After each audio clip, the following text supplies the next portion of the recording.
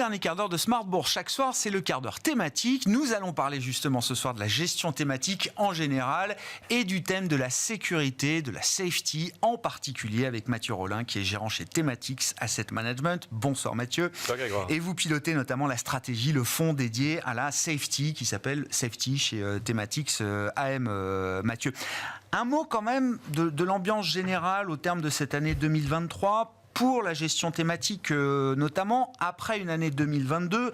Je rappelle, la gestion thématique assise sur les grandes tendances séculaires, les méga trends, c'est des gestions qui sont globales, multisectorielles, appuyées sur ces grandes tendances démographiques, de consommation, etc., de digitalisation également. Plutôt des thématiques donc de croissance séculaire, comme on dit. Ouais. 2022 a été une année très dure pour la gestion thématique. Peut-être la plus dure depuis que la gestion thématique a pris la place qu'elle a aujourd'hui. Qu'est-ce qu'on peut dire de cette année 2023 après l'année 2022 qu'on a connue ? 2022, c'était l'année horrible. C'est-à-dire qu'on avait tous les vents contre nous. C'est-à-dire, qu'est-ce qui marchait quand on a vu l'inflation et la hausse des taux ? Tout ce qui était value. Donc, les materials, les matières premières, l'énergie, un peu de financière, les banques, assurances, etc. Structurellement, on n'est pas exposé à ce secteur-là. On n'est pas exposé à ce type d'entreprise. Donc déjà, il nous manquait ça. Et en plus, le marché s'est dit, tiens, pour financer ces achats, je vais aller vendre les sociétés de qualité, bonne visibilité, croissance, tout ce que nous, on aime bien, tout ce qui fait l'essence de nos portefeuilles.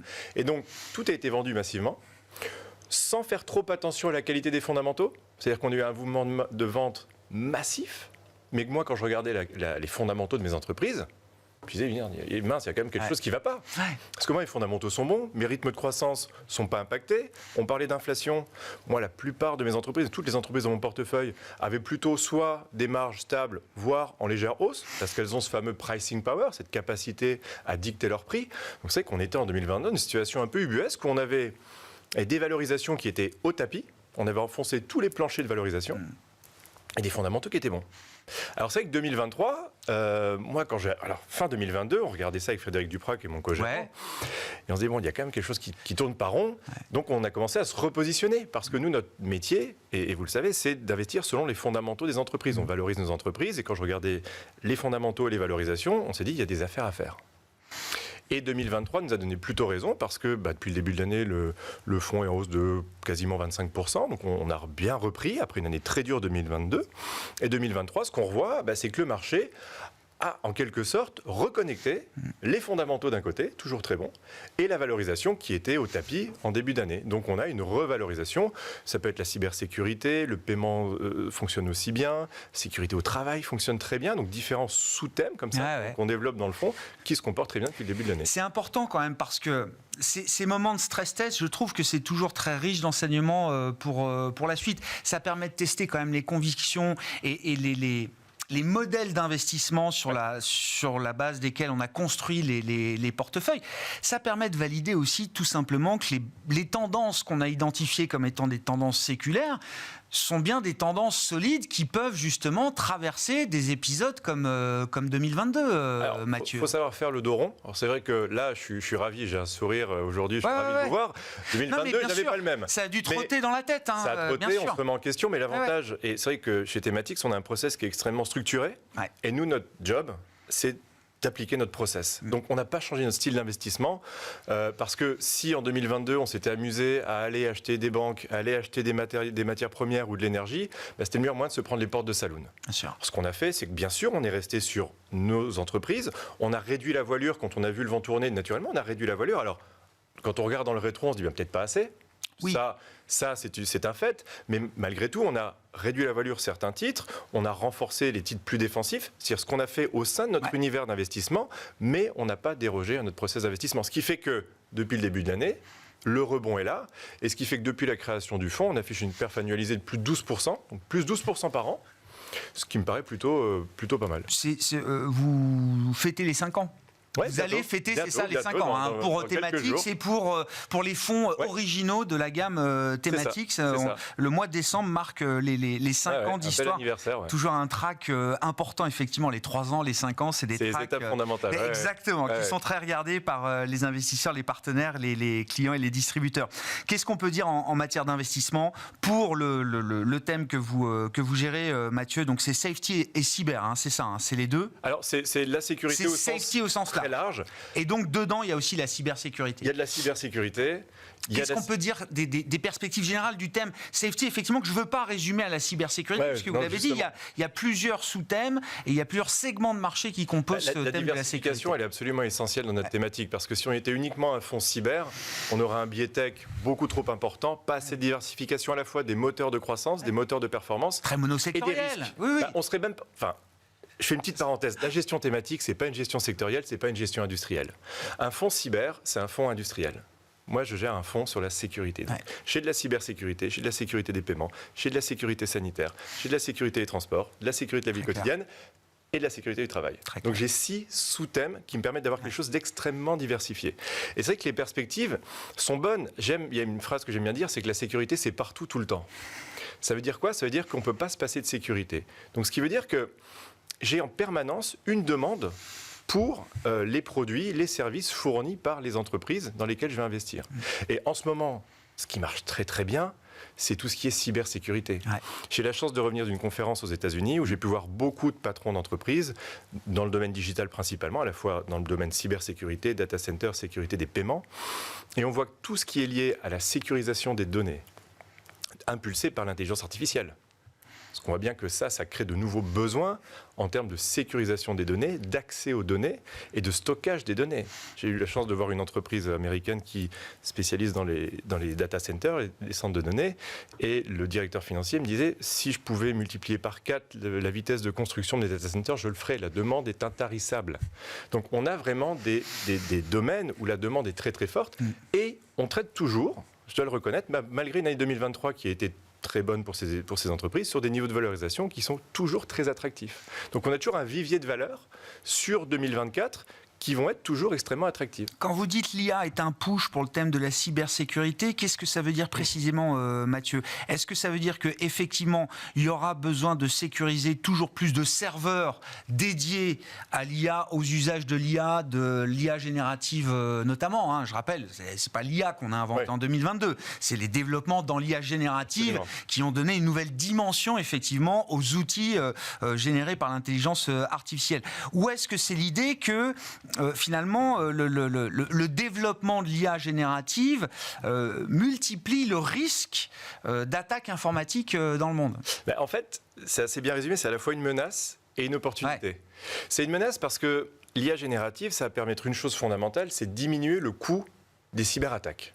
Ça, c'est le nerf de la guerre. C'est-à-dire qu'avant qu'on ait tous ces développements avec ChatGPT, etc., on pouvait, quand on était un pirate un petit peu chevronné, quand même aller sur le dark web, ce fameux dark web, et acheter comme des petits modules de cyberattaque. C'est-à-dire qu'il y a des groupes de pirates qui sont organisés comme des multinationales et qui vous vendent des modules, vous mettez comme des briques, vous mettez ces briques ensemble et ça vous permet de mettre en place une cyberattaque. Donc il faut un peu de connaissances techniques, mais on s'en sort. Résumons à ChatGPT, l'IA générative. Maintenant, vous pouvez générer automatiquement des lignes de code. Donc, quelqu'un comme moi qui ne connaît pas grand-chose, à la limite, je pourrais presque mettre en place une cyberattaque parce que, avec cette IA générative, le système, l'IA, écrit les lignes de code pour moi. Je ne vais pas le dire trop fort, mais ça démocratise le piratage informatique. Complètement. Et ce qui veut dire que le coût de l'attaque, c'est au ras des pâquerettes. Donc, ça devient très facile de mettre en place des attaques. D'accord. Mais ce qui veut dire qu'à côté de ça, la demande pour les solutions de cybersécurité va continuer à exploser. Parce qu'on voit bien qu'on a à la fois cette évolution technique, technologique, et puis à la réglementation. Il y a une réglementation aux États-Unis qu'on peut mentionner, vous l'avez certainement déjà mentionné, mais qui oblige les entreprises à déclarer au bout de quelques jours quand elles sont victimes d'une cyberattaque.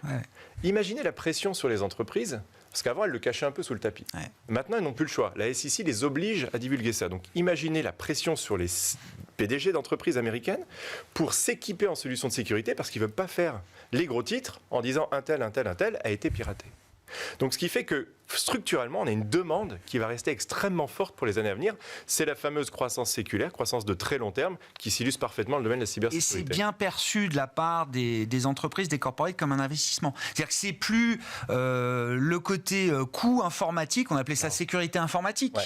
Ça me coûte cher, mon DSI me demande de changer mes logiciels, mes trucs, mes machins. Je vais attendre un an de plus, économiser un peu sur ma trésor, je reporte un peu l'investissement parce que je vois que c'est un coût et un coût qui n'est pas productif forcément pour mon entreprise. De ce point de vue-là, le regard des dirigeants d'entreprise, parce que j'espère que ça se joue au plus haut niveau quand même, ce genre de décision aujourd'hui, le regard a changé. C'est un bon point, c'est exactement ce qui a changé. C'est-à-dire ça fait quelques années maintenant, les dossiers de cybersécurité sont tombés sur le haut de la pile des PDG, des directeurs financiers, tout ce qui est ce qu'on appelle le C-level. D'accord.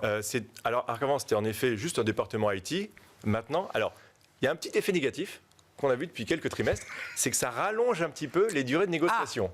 Donc on a eu quelques entreprises qui, d'un trimestre sur l'autre, présentaient des résultats un petit peu plus faiblards que ce qui était attendu. C'est pas qu'ils avaient perdu du business, c'est juste que ça prenait 2, 3, 4 semaines de plus parce que c'était le CEO, le CFO qui devait signer. Et le temps qu'ils comprennent, qu'ils intègrent tout ça, parce que c'est des gros investissements, ça prenait un peu de temps. Mais voilà. Mais en effet, maintenant, c'est une priorité absolue des entreprises. Ouais. Donc, cybersécurité, c'est un thème où vous serez ambitieux, agressif pour 2024. Il y a pas de raison. On l'a été en 2023 et il n'y a pas de raison pour que ça change en 2024. Ouais. Dans les autres thèmes, s'il faut imaginer peut-être l'idée aussi de thèmes autour de la sécurité, qui soient des thèmes peut-être un peu moins volatiles ou avec un peu moins de bêta de marché, qu'est-ce qui vous intéresse On a une entreprise, par exemple, c'est une entreprise que j'aime beaucoup, qui s'appelle API Group. Et API Group, en fait, ils font de l'inspection des installations incendie. D'accord. Alors c'est vrai que quand on écoute les économistes, et vous en recevez souvent sur ce plateau, 2024, récession par récession, est-ce que ce sera 2025 ? En tout cas, le sens est plutôt un ralentissement de l'économie. Je crois que tout le monde se met d'accord là-dessus. Donc ça, c'est le genre de business qu'on aime beaucoup parce que même si demain on a un ralentissement économique marqué, et admettons que vous soyez patron d'un hôtel ou même d'un immeuble, etc. Si vous voulez que cet immeuble, cet hôtel reste ouvert au public, qu'on soit en récession, en expansion économique, vous devez faire venir une société qui va inspecter les installations incendie, les sprinklers, les détecteurs, etc. Ce qui veut dire que ce n'est pas complètement immunisé en cas de récession, mais en tout cas, c'est beaucoup plus protégé que beaucoup d'autres business en cas de récession. Et ça, c'est le genre d'entreprise qu'on aime beaucoup en amont d'un ralentissement économique. Ouais.